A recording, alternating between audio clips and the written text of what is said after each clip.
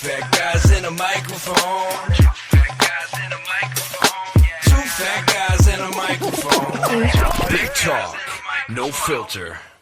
Hey, welcome to the show. We got a good one for you today. I'm Tim. I am the Big Talk.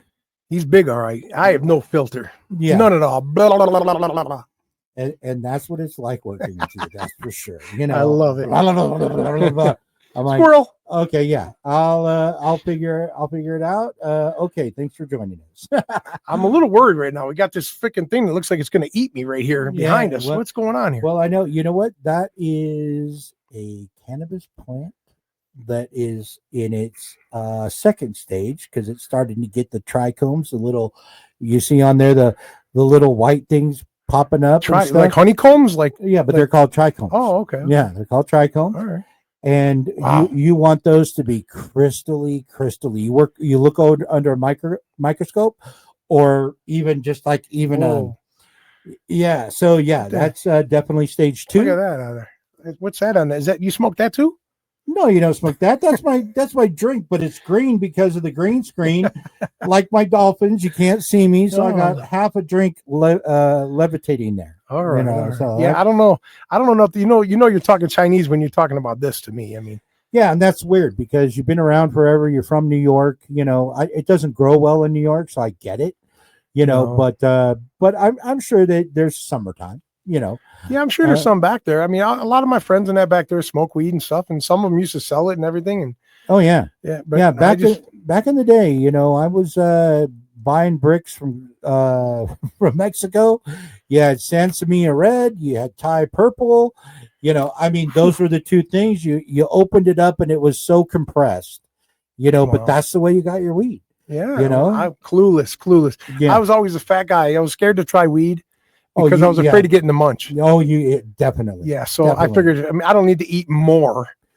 Something's going to make me eat more? No, I want to eat less at my age, especially my age right now.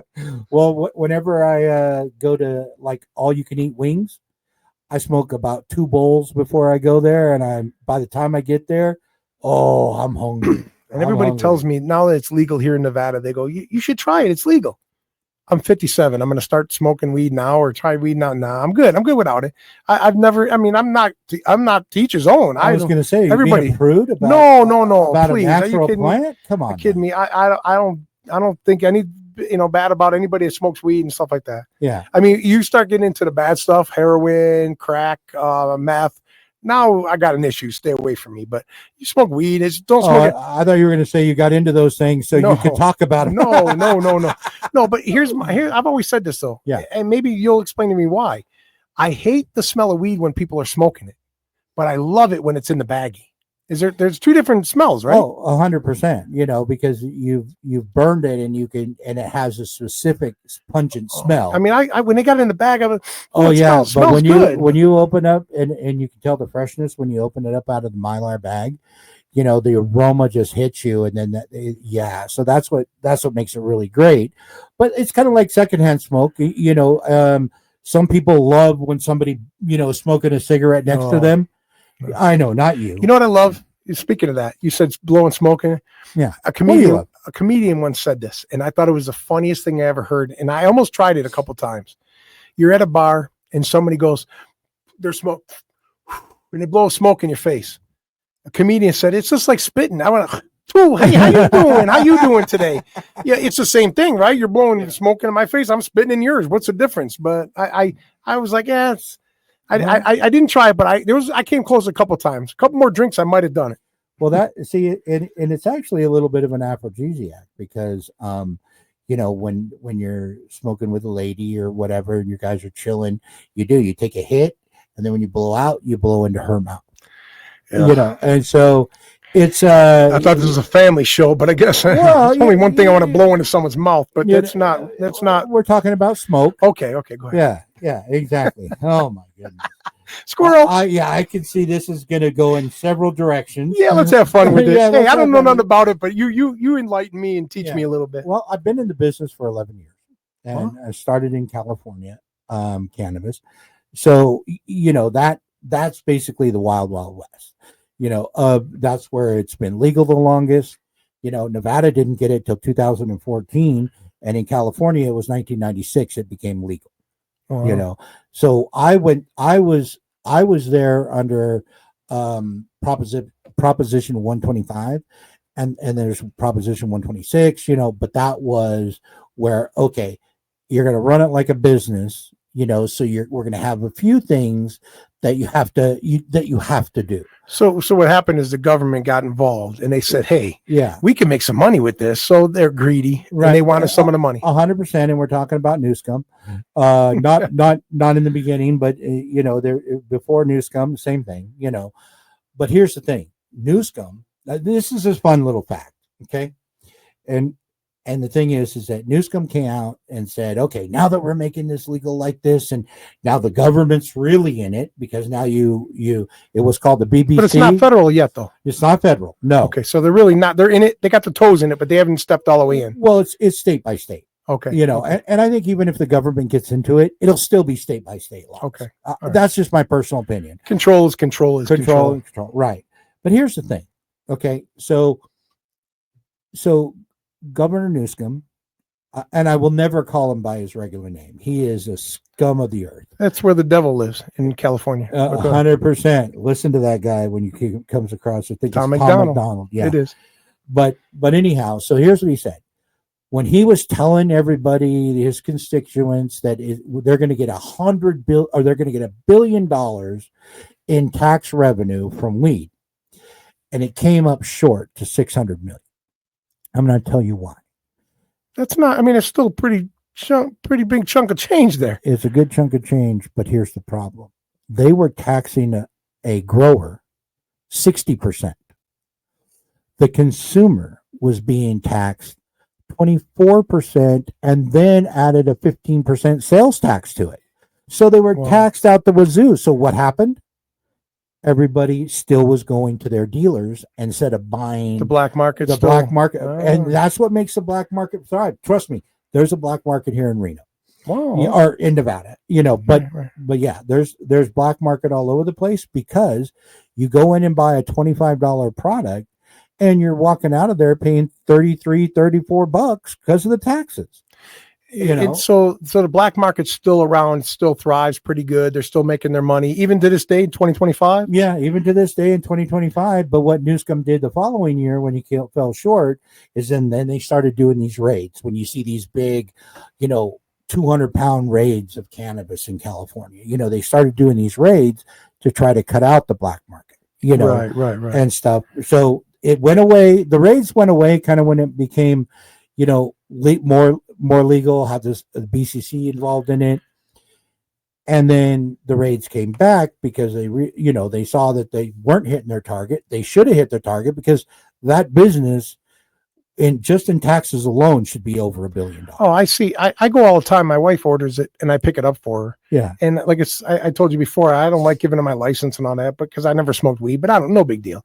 So I pick it up for her, and I just watch the amount of people that walk in and out of that place. And I'm thinking, you're talking every walk of life, every color, every gender, everything. Yeah. They're all walking in and out, and it's insane. I mean, they're handing money, and it's funny how the government wants only cash. Well, and the other thing is that when you're talking about that, so at one place I was a general manager at, we opened at 7:00 in the morning. Okay, now you're only going to see about 15 to 16 customers between 7 and 9, but you know what the customers were? The people headed to work, executives, people in suit and ties, all walks of life. But in the morning, you saw the people that had their jobs. You knew that the people around them don't know that they smoke. So it is a very keep it under wraps. You don't go out and say, "Hey, I saw Paulie this weekend at the dispensary." Right. None of that goes on. But if you ever see me there, it's because I'm picking it up for my wife. So. But yeah. So, anyways, that's the. That's the story behind it, is that all walks of life. You're absolutely right. And that's what keeps us running, keeps the machine running. I'm not going to do it this episode, but I do want to go in and talk about what your best buys are when you're going to a dispensary. Okay, yeah, we'll get into that for and sure. get into that. Speaking of this, I mean, you said East Coast, West Coast type thing. Sure. Now, I from what I understand about the business, is it a lot of the best weed came from California? Absolutely. Okay, so they had to get it to the East Coast. They had to get it there somehow. Okay, so were you talking when? Years ago. Oh, okay. Years ago. Okay, yeah. Well, I've been out in Reno. Here's I've been out in Reno 20 years. So say 15 to 18 years ago, they still had to get it back east. Okay. So without saying names, and I would never put their names out here, but I know an organization that used to do that. Right. And the best part, I mean, the thing I took from all of that, I don't care how much money they're making or how many hundreds of pounds they were moving. The thing that I loved the best about the stories when I heard about them was the way they had dummy cars. They'd have the weed in one car, cars in front, cars in back. And if something happened, one car was supposed to speed up, get a ticket, get pulled over, let the other go. They did the dummy car system. Yeah. When I heard that, I was like, man, that is ingenious. I love that. Not that I'm crooked, but I'm not straight. Well, and here's a quick little story on that too, is that I grew in a three car garage. I had mini splits, the whole works. It was a professional grow. The thing is at the time we were getting probably anywhere between $25 and the good stuff $3,300 a pound, right? So I was growing top of the line. Did it look like this stuff here? A little bit better, but we'll get into that at another time too. Okay, but that's a good picture. That shows you, part of the grow. But anyways, what I would do is that I had a guy that was, familiar with Chicago, had a bunch of connections in Chicago. He'd buy them from me, and then he'd pay this guy that was like 70 years old in a single guy in a little motorhome. And he'd pay him to drive him back to Chicago because they're getting $5,500 a pound back there. Wow. So he literally, this guy bought 30 pounds from me once, my entire grow. But I gave him a discount, so I sold all of it. So the statute of limitations are over on this right now. Oh, okay, just checking. Yeah. They got. I don't want to lose my other fat guy here. We can't. We have to put a slash on the two and put a one there. No. But the good thing is that then he paid this guy to drive those pounds back there, and they'd sell them for $5,500 to $7,500 a pound.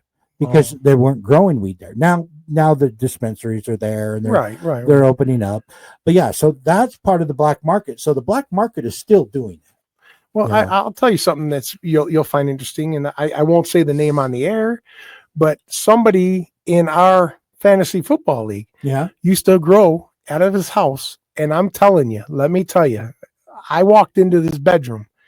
He had bathtubs and hoses and PVC pipes and drippage, and it looked like a chemical lab in there. I'm like, this place is going to blow up, but it was only water, I guess, or some kind of chemical. Water and I'm like, nutrients. And there's lights, and there's these fluorescent lights, and I opened the door and I went, holy shit! I'm thinking I got to get out of here. They're going to kick the doors in this. This is to me, not in the weed business and not know nothing about weed. I'm thinking this is like Breaking Bad type stuff. You know what I mean? You know how those guys get caught? The electric bill. The electric bill. Yeah, I'm sure. Yeah. And that was so what my grow where I had it was I was in part of the area where of course there were a ton of almond orchards, right? I had 4 acres, and then all that surrounded me were almond orchards. I didn't own the almond orchards, but they use a lot of electricity. They use a lot of water. And the house I had a heated pool, a jacuzzi. So a $1,200 bill was not stick out at you at this property. So I never worried about the power bill, but a lot of people do. It's funny, that's how they got them. They snuck that in there. Exactly. That's how they get you. But anyways, he had an indoor grow. It's called hydroponics. And you create the light and everything. I had these lights that were called Gavitas, very expensive, and then I had some Phantoms. And so, but you could have $8,000 worth of lights no problem. And now these big warehouses, Wow. they got $100,000 in lights invested. So, Wow. but anyways, I digress. I'm talking with my hands. I'm jacked. I'm excited too. I know. But what I had the opportunity to do was I went to the Bay Area. I didn't live there, but I had the opportunity to be in a, being there from a company that had the science behind it. And so I learned the science. Like Breaking Bad. Yeah. I watched that. It was pretty good. But I wasn't the chemist. But anyways, but no. That's why you're still alive. Right. But here's what we're talking about today is cannabis for women. And yes, there are your few of women that go out and they want to get the highest THC count, which is what, which makes it very powerful. THC for yeah. But you can say it because THC for titties. Addison said that. I thought it was hilarious. I had to throw it out there. I know. I'm not jumping on that bandwagon because this is educational. All right. But no, in all seriousness, let me just run this down. It's not necessarily the highest THC for women because their bodies are different. Their chemical makeup's different. So the studies found for their libido, like for the sex life, the women that maybe are losing it, whatnot. And I could tell you a story on that when we do part 2. But the thing is because they're going to these dispensaries that aren't educated, and they go in and they want to give them the highest THC.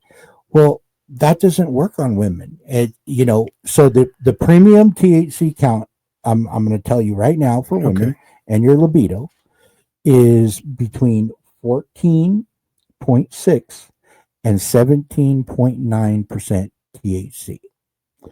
And that there is, will get you what you need out of that, out of that particular product. Say the numbers again one more time. It is 14.6 to 17.9%. Of course, THC. the women would like the big numbers. Okay. No, we're making 40% THC. I'm making jokes there. Okay, I'm talking inches, not percentages. Go ahead. Okay. Flew right over my head down. See, I'm sorry. But no, and that's it makes sense to me. That studies. No, and that makes sense to me, and I'll tell you why. It's totally different, but the same. Sure. Anytime I go in for surgery, mm-hmm. they look at me and say, oh, he's a big guy. So they give me a lot of anesthesia. Right. I can't take anything, like any kind of medicine. They always give you because of your weight size. Right. And my wife will tell you, she has to tell them, hey, don't do that. He can't come. It takes me forever to come out of anesthesia because they gave me so much for a fat guy. I only need a little bit and I've been okay. Okay. But they overdo it because of my size. They think I need more of it. So it's kind of the same thing you're saying. Right. Kind of the same thing. So I relate to it. Yeah. You come in, you go, I want, I've heard this 100,000 times. I've had $1 for everything. Each time I heard it. But, they come in, they don't research the product. It's just, what do you got for the highest THC for the cheapest? And that was like what it was for the longest time. So then, these women would come in to have that euphoria type feeling, and they're buying the highest THC, and it actually counteracts the body and their medical, their makeup. Now, don't get me wrong. This is on about 5% of women tested, right? The other 25% did not feel it, did not need it. They needed something higher. I am just saying, if you're smoking something higher or taking a gummy that's higher than those things and it's not working for you, that's why. Stay within that 14.6 or the 17.9% THC, whether it's in a gummy, whether it's in a vape pen, or whether it's flower, joint, whatever. Dr. Tim, Dr. Ruth, Dr. Tim over here. Well, I tell you what, I almost became a gynecologist. But anyways, but no, this was a very interesting study. Yeah, no, it's interesting. I never knew this. I mean, this is all new to me. Yeah. So that's kind of the information of the day. If it's not working for you, ladies, the way you want it to work for you, then drop down on the THC percentages. Probably get a hybrid over, and if they have a low percentage indica, then go with that. But it's probably a hybrid. I've heard all these names because my wife talks about them. Indigo, one makes you sleep, one makes you more energy. I've heard the names. I just don't know what they. To me, they go in one ear out the other because it doesn't. I've never even been interested in them at all. So right. Well, let me just give you so you can talk on it. So no, that's great. I mean, that's good. Indica is shortened for couch. Okay. You smoke it, you're not moving. You just got a big smile on your face. You're watching a blank screen on TV. You're just lit. Okay. As we say in the Indigo, couch. Okay. Indica, couch. And what's the other one? Okay. Sativa is that it gives you, it's, what they found, it's not designed for it. This is just a sativa is more of a, lift you up. Now, again, it works different. Like for me, I had a gal that worked for me and she smoked this strain called J6, right? And just swore it was a sativa. She could get up, she could go shopping on it, she could clean her house, she could do all this. I'm like, oh, great, I'll try that. Smoked a bowl of it, and in the couch. There I am drooling, because it was potent, but it didn't do that, So that's what I'm saying is that different things work different for different people. And then a lot of people like the hybrid. And what a hybrid is exactly what it is, just like your hybrid car. Part of it's gas, part of it's electric, right? Right. Well, this is the same thing. Hybrid is going to be some of this strain and some of this strain. It could be an indica and sativa mix, and or something to the effect of they'll say it's a hybrid with sativa dominant. So meaning the one that's supposed to give you energy. And then if it says hybrid and it's indica dominant, well, then that's what the strain is. Well, that was the mother plant, and they crossed it with the sativa. Maybe someday I'll have to try it or something. I'm joking. I know you won't joke it. I know you wouldn't try it. I just wouldn't. And not that, like I said, I'm not against it. Right. It's just not for you. No problem at all. I have, everybody likes what they're into. And I just, I years ago, I'd be like, oh, I would want to try it. I wouldn't do it now. It's like me. I don't have a tattoo. Not that I don't like tattoos. People have tattoos. I don't have any. I just didn't want one. Well, they don't have a needle big enough. But anyway, so I wanted to get that across. We're making this a little bit shorter. We'll do a little clip reel if somebody wanted to, listen to that. But yeah, it is. We're going to bring some of the things about the industry that the general public doesn't see. No, I'm glad. I'm going to learn something that I would never go, research because I have no interest in it. But it's interesting in hearing it coming from you because I know that you know what you're talking about and you've been in the business long enough. Right. So again, that's just a little snippet of that. And I want to reach out to the ladies because that's a problem. I worked in dispensaries for 11 years, and it's like you get these questions every day. Right. Every day. We'll go into stories and stuff like that. Oh yeah. But yeah, so that's going to wrap it up for Cannabis. Well, let's get our sponsor in there. Definitely. We can definitely, let our sponsor, make sure we get them in there. Yeah. Johnny Lewis at Elite Garage Door here in Reno, 775-323-DOOR or 775-323-3667. The best garage door guy in the business as far as I'm concerned. I don't know a lot of them, but I know Johnny, and he puts his heart and soul into his work. Yeah, and I've seen your garage door, and he did your garage door. They look great. And then the other thing I'll say is, let me just tell you that getting a service on your garage door right now, it may be running perfectly, but we're coming into winter. Yeah, don't get stuck outside holding the groceries. Yeah, and that's when things break. Just think of it as the pipes in your lawn. If you don't get those blown out and stuff and it freezes, then you're going to lose some pipes, and then you've got water, going everywhere. Yeah, so get your doors checked, serviced, and can't hurt to give them a call, 775-323-DOOR. Or 775-323-3667. There you go. All right, that's going to wrap it up. Two fat guys in a microphone. Two fat guys in a microphone. Two fat guys in a microphone. Big talk, no filter.